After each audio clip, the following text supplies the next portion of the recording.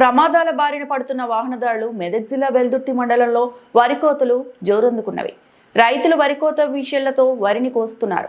కోసిన ధాన్యాన్ని వెల్దుర్తి, తూప్రాన్, వెల్దుర్తి, నర్సాపురం, వెల్దుర్తి, మెదక్ 4 దిక్కులకు సంబంధించిన రోడ్లపై ఎక్కడ పడితే అక్కడ ఆరబోస్తున్నారు. రైతులు పండించిన పంటలను రహదారులపై ఆరబెడుతున్నారు. ధాన్యం ఆరబెట్టడంతో ద్విచక్ర వాహనదారులు అనేక ఇబ్బందులు పడుతున్నారు. రోడ్లపై ఆరబోసిన ధాన్యం కుప్పలు రాత్రి సమయంలో కనిపించకపోవడంతో ద్విచక్ర వాహనాలు స్కిడ్ కావడంతో ప్రమాదాలు జరుగుతున్నాయి.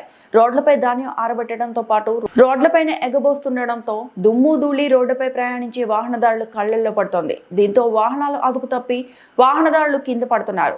గతంలో రోడ్లపై ఆరబోసిన వరి ధాన్యం కుప్పలతో ఎంతో మంది వాహనదారులు ప్రమాదాలకు గురై గాయాలు పాలు కాగా పలువురు ప్రాణాలు సైతం కోల్పోయారు.